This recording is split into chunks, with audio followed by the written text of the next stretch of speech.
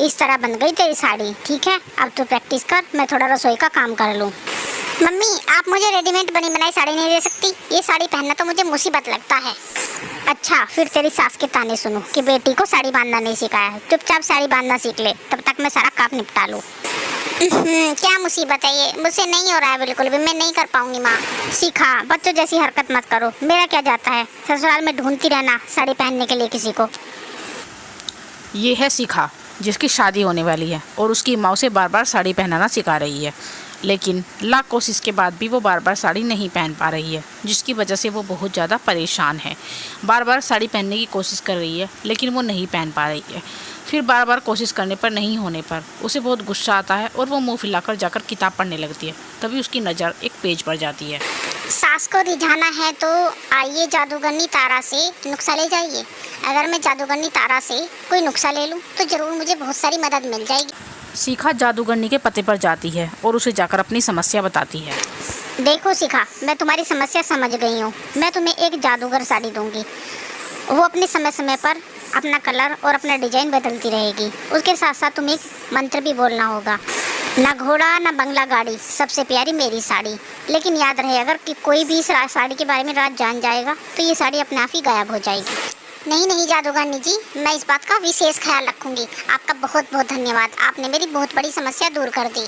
शिखा खुशी खुशी अपने घर चली जाती है और कुछ ही समय बाद शिखा की धूमधाम से शादी हो जाती है। शिखा अपनी अटैची में चोरी से उस साड़ी को छिपा कर रख देती है और अपने ससुराल में आ जाती है।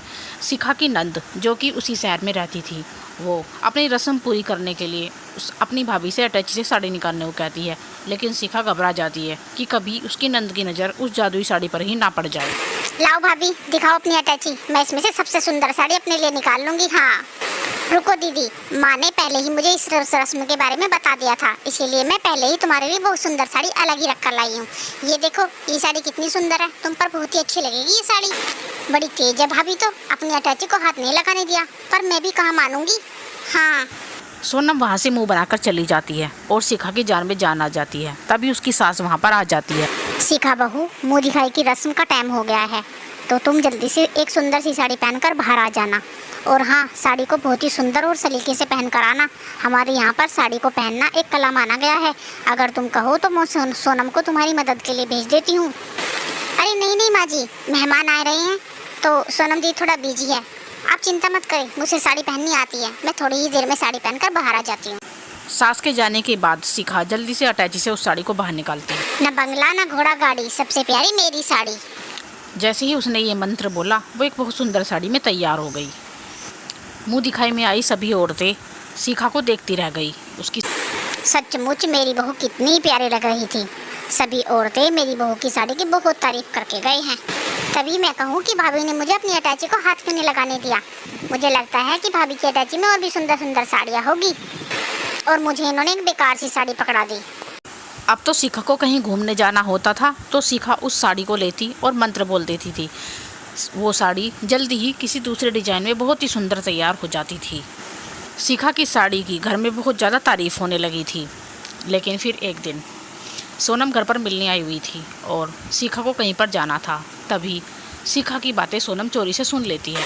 अगर ये जादुई साड़ी मेरे पास नहीं होती तो मैं अपनी सासू माँ का प्यार कभी नहीं पा सकती थी। आज इस साड़ी की वजह से मैंने कितनी तारीफें बटोरी हैं। अब जल्दी से तैयार हो जाती हूँ। अच्छा तो ये बात है, भाभी के पास एक जादुई साड़ी है जो अपने आप ही डिजाइन और कलर बदल देती है। मैं ये बात जल्दी से जाकर माँ को बता देती हूँ। शिखा अपनी उस साड़ी को लेकर तैयार होने लगती है। तभी बाहर सोनम जाकर उसकी सास को सब कुछ बता देती है। उसकी सास गुस्से में अंदर आती है और उससे सारी सच्चाई बताने को कहती है। नहीं माँ जी, मेरे पास कोई जादू साड़ी नहीं है, मैं तो खुद ही अपनी साड़ी पहनती हूँ।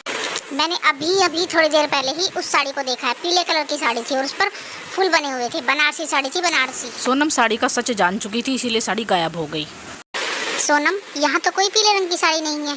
पीले रंग की बनारसी साड़ी है ही नहीं। बहू, तुम मुझे माफ़ करो और जल्दी से तैयार होकर आ जाओ, हमें फंक्शन के लिए लेट हो रहा है। और सोनम, तुम देखा करो पहले, तब बोला करो। तेरी भाभी के पास कोई पीले रंग की साड़ी नहीं है। लेकिन अभी तो मैंने वो साड़ी देखी थी, फिर कहाँ गायब हो गई? जादूगरनी ने कहा था कि अगर इस साड़ी का सच कोई जान जाएगा तो वो गायब हो जाएगी। साड़ी तो गायब हो गई, लेकिन अब मैं साड़ी कैसे पहनूं? हे भगवान, मेरी मदद करो, मैं क्या करूं भगवान? शायद उस समय भगवान ने शिखा की सुन ली और उसकी माँ तभी वहीं पर आई हुई थी और वो उसके कमरे में ही आ जाती है। अच्छा, वो मम्मी आप आ गए। आपको पता है मुझे फंक्शन में जाना है और फिर से मेरी वही प्रॉब्लम स्टार्ट। देख शिखा, फिर से एक बार सिखा रही हूँ, अब की बार सीख जा। आज मैं आ गई, बार बार नहीं आ पाऊंगी। पता नहीं उस दिन क्या हुआ, शिखा अपनी माँ को साड़ी पहनाते हुए बहुत ध्यान से देख रही थी और उसने बहुत अच्छी साड़ी पहननी सीख ली। शायद उसे एहसास हो गया था कि जादू तो एक न एक दिन ख़त्म हो ही जाता है। और फिर धीरे धीरे शिखा ने बहुत ही सुंदर साड़ी पहननी शुरू कर दी। अब वो बहुत सुंदर लगती थी और सोनम के पास भी कोई ऑप्शंस नहीं था अपनी भाभी को गलत बताने का।